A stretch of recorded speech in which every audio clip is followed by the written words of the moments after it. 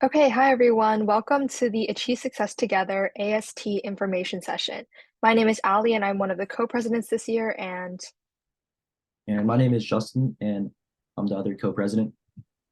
so thank you all for coming and we're going to go ahead and get started. Just a quick little rundown of what AST is. So we are a student-driven and student-led organization, um, partnering with school officials in the county to empower ESOL and low-income students within the county to sort of broaden their educational knowledge. We teach in select HCPSS schools, including Bellows Springs, Bowman Bridge, as well as Veterans Elementary. And each of the schools are covered for 15 weeks, holding 2 classes per week. And in addition, the program stems from November all the way to March. So in order to become an AST tutor, there are several things that can determine your eligibility.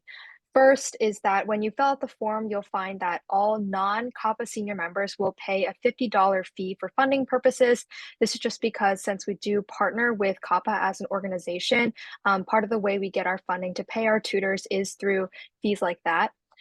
Second, in academic wise, tutors must excel in their normal curricular schoolwork within school. So you must have at least a 3.0 unweighted GPA, which is essentially the B line for unweighted. And if you are a rising ninth grader, you must have earned all Bs or higher in eighth grade. Uh, Additionally, there's a lot of responsibility that comes with being a tutor. So many tutors last year found themselves handling situations in classrooms with children and other adults. So it's a large part of the tutor's responsibility to maintain responsibility inside the classroom. Consistency is also another big factor. For the most part, tutors will be scheduled to a certain day at a certain school, and that will just be a recurring pattern in their schedule. So if a tutor is made aware of any kind of conflict or anything like that, they must let AST leadership know so we can promptly find a cover and ensure that all our classes are covered. And additionally, all tutors must make sure they are on time to the classes, especially since most of these programs take place after school. So students are already in the building and it would be bad for tutors to be late.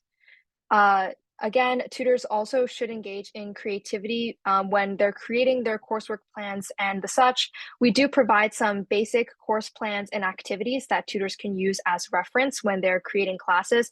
However, in order to effectively engage every student, tutors must be resourceful and able to think quickly on their feet.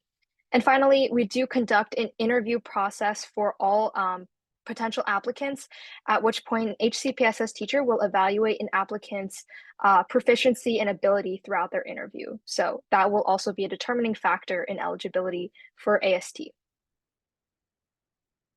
So just a quick little rundown of what to expect when getting into the program. So we have our big opening ceremony sort of orientation in October, and it's there where we will, formally train all tutors as well as potential assistants with a select Howard County Public Schools teacher. And there we will also go over the year overview, including scheduling as well as AST benefits. And at the end, we will hold a Q&A session where we can address potential concerns or questions. In terms of tutoring, we will, when deciding which tutor is assigned to specific schools, we will take into consideration the time constraints as well as location constraints. And so this means that, if you live 30 minutes away from an elementary school, you most likely won't be selected to teach at that school. And in addition, tutors will follow a structured teaching plan provided by AST. And depending on availability, tutors will be assigned an assistant just to help out with the daily class schedule. Yep, and in further elaboration of the assistant position, when some students interview, it may be found that due to a lack of experience or certain other determining factors that they would be more suited for an assistant position instead. This is also somewhat based on seniority. So some students will be taken into the AST program as teaching assistants, which means that they will aid the main tutor in their duties during the sessions. In terms of how to become an AST instructor, first we do have our application form that has been open. You can scan the QR code on the screen or visit the tiny URL on the slide in order to access that form. I will also put it in the chat right now. By following that link, you can access our application form in order to submit an application to become an AST tutor. And then afterwards, when the application is closed and we have reviewed all applications, you will receive some information in your email to schedule an interview with AST leadership. And during this interview, an HCPSS teacher will be present to conduct the interview, as well as some other key members of CAPA and AST.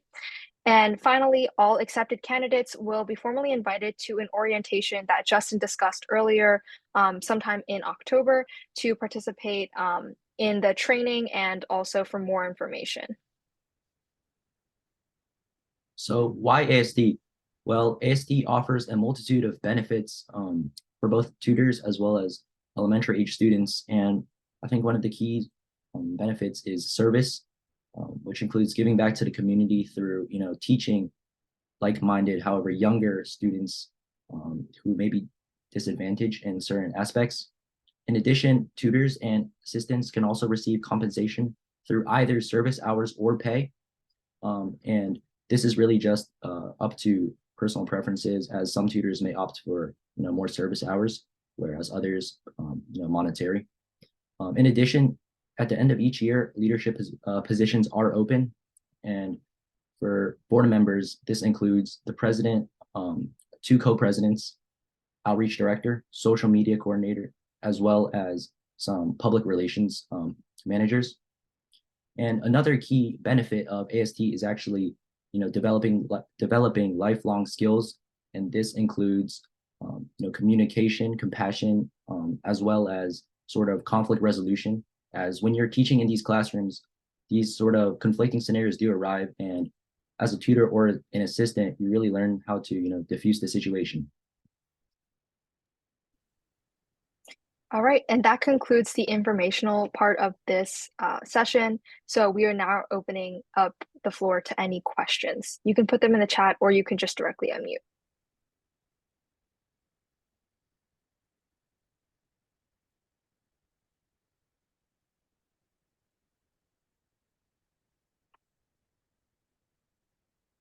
In the meantime, for people who are just joining us, I'm going to put the application in the chat again.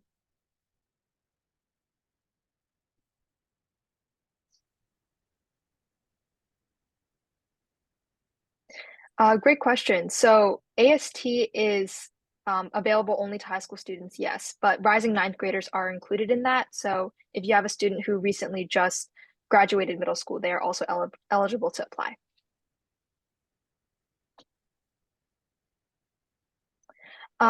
Typically the tutor will start sometime around after elementary schools. And so usually that will be around, well, depending on the school, it can be like around 4 p.m.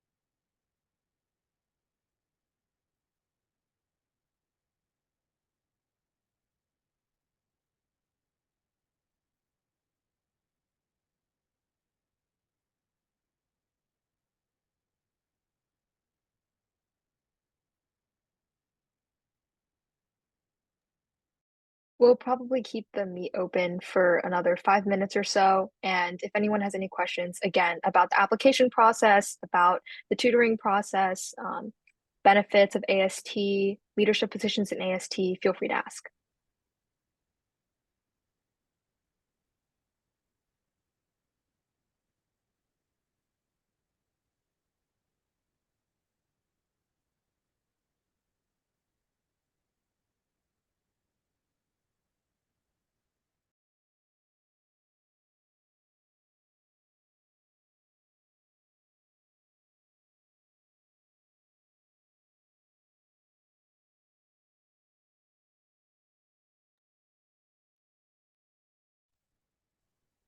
Um, this video is going to be posted on the CAPA website, and it's also going to be used for future references in terms of training, co-presidents for next year's presentations.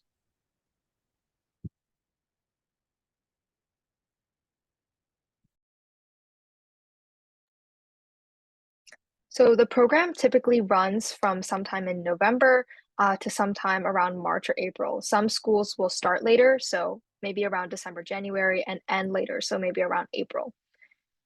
The CAPA website, I can find that link for you right now. So each tutor usually teaches about twice a week at an elementary school. Actually, no, sorry, one time a week, usually 10 times total throughout the year. So it's manageable.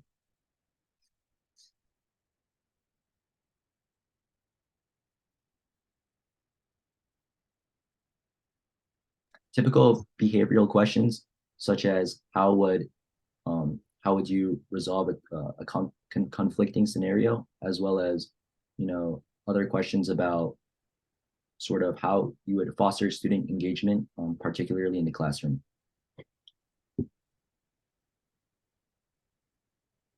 Is your question referring to the CAPA website or the AST website? This link right here is the CAPA website, and I can find the AST one. Each classroom session is usually 1 hour in length. So, but in terms of preparation, it's usually another 30 minutes. So around 1 hour, 30 minutes total. In terms of teaching sites, last year we partnered with Veterans Elementary School, Bowman Bridge Elementary School, Thunder Hill Elementary School. Am I missing any? I think there was one more. Bellow Springs. There we go. Bellow Springs Elementary School. Those were the few that we partnered with last year.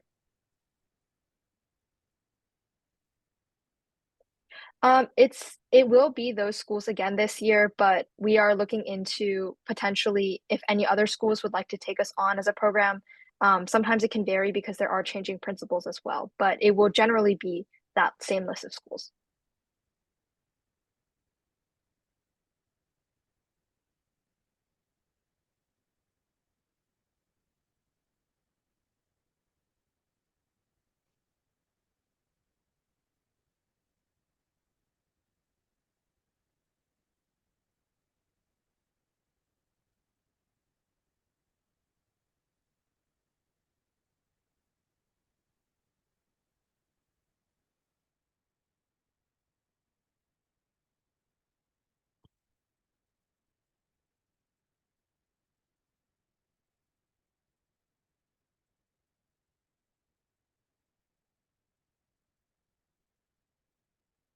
To answer your question, we don't usually have adults from the schools involved directly in the classroom. However, there are adults in the building. So if a student ever has a question, they are able to go and find somebody else in the building. In addition, we do require at least one parent of either the teacher or the assistant to be present in all of the classrooms when these teaching sessions happen so that if there are any issues that we do have an adult in the room. And primarily, to answer your question, Miss Maggie, we will be teaching math as well as uh, English, consisting of reading and writing. And the math is usually arithmetic, including like multiplication, addition, subtraction, and the and writing is usually sentence structure as well as passage flow.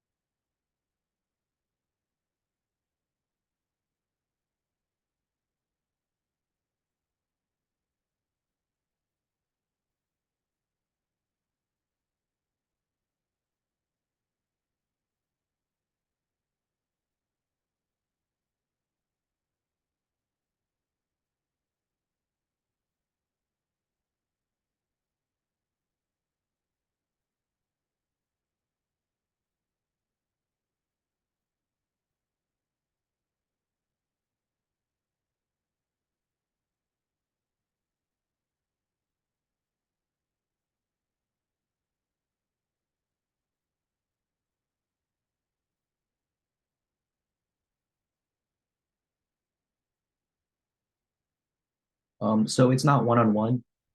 Class sizes are typically around 10 to 15 students. Um, so the ratio is about one teacher to that many students.